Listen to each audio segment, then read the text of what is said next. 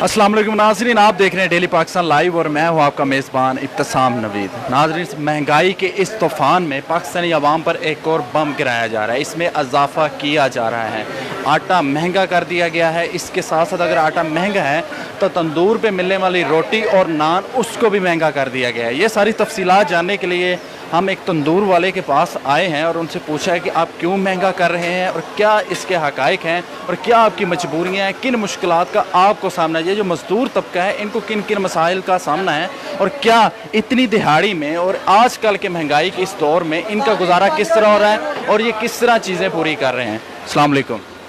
वालेकुम सलाम। सर, रोटी महंगी, नान महंगा, आम आवाम के पास एक यही आखिरी सहारा रह जाता है। रोटी के बगैर तो कोई भी ज़िंदा नहीं रह सकता। क्यों महंगी की जा रही है, क्या असल हक़ाइक़ क्या हैं, किन मुश्किलात का आपको सामना है? सर, बिजली महंगी हो गई है, गैस महंगी हो गई है, उस तो अलावा आटा महंगा हो गया, फाइन महंगा हो गया, दुकानों के किराए ज़्यादा हो गए ने।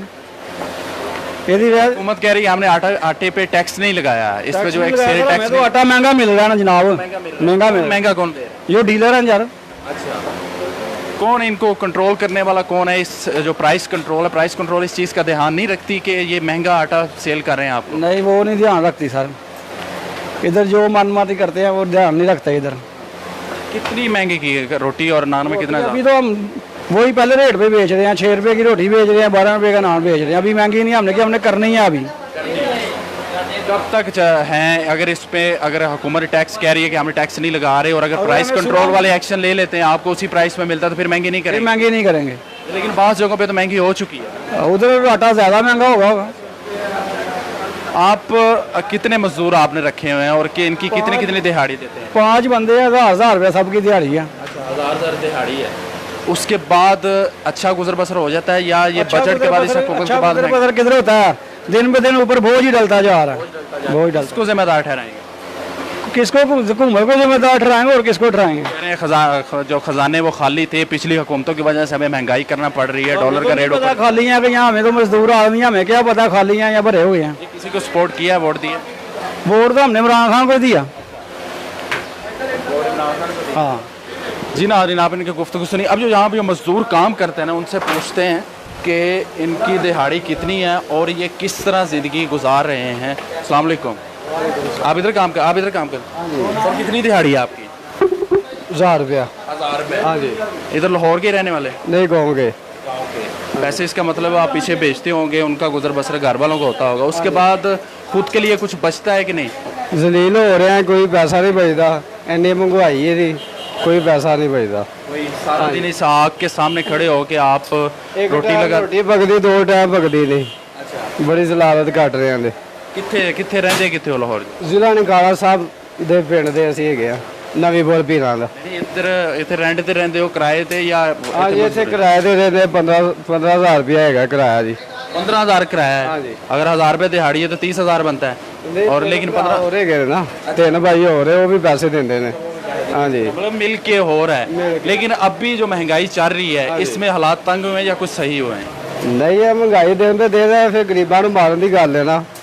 इमरान खान तो जलील कर रहा सारे ने, वोट पूरे पाकिस्तान ने देता है, पंजाब ने।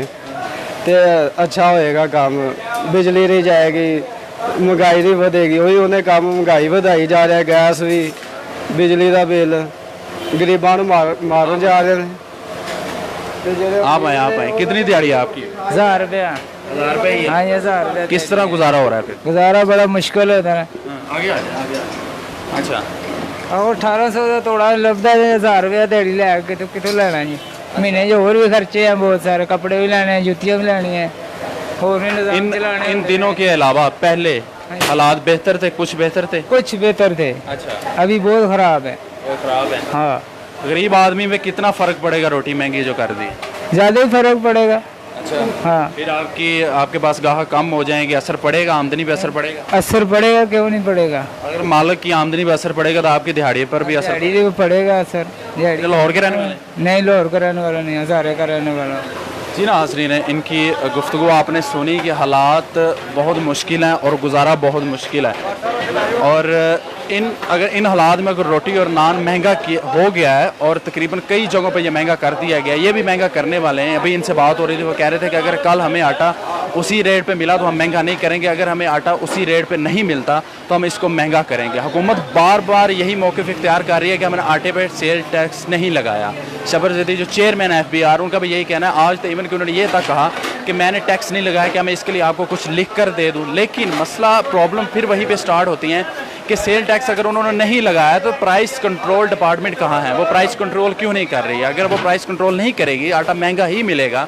इसके साथ साथ ये चीज़ें भी हैं कि गैस भी महंगी है, बिजली भी महंगी है और दूसरे एक्सपेंस भी काफ़ी, पेट्रोल की प्राइसेस हाई हैं। जब आप एक चीज़ लेके आते हैं, कैरी करके आते हैं, तो आपको कन्वेंस के जो चार्जेस हैं वो भी देना पड़ते हैं। इन सब चीज़ों में ये चीज़ें महंगी होंगी। अगर ये चीज़ें महंगी होंगी तो आम आदमी पर बहुत ज़्यादा असर होगा, ख़ास तौर पर मजदूर तबका जो सारा दिन दिहाड़ी करने के बाद यहाँ पर आकर सिर्फ 2 रोटी खा सकता है, उनके लिए वो रोटी भी छीन जाएगी। अब तक के लिए इतना ही, मुझे दीजिए इजाज़त और देखते रहिए डेली पाकिस्तान। खुदा हाफ़िज़।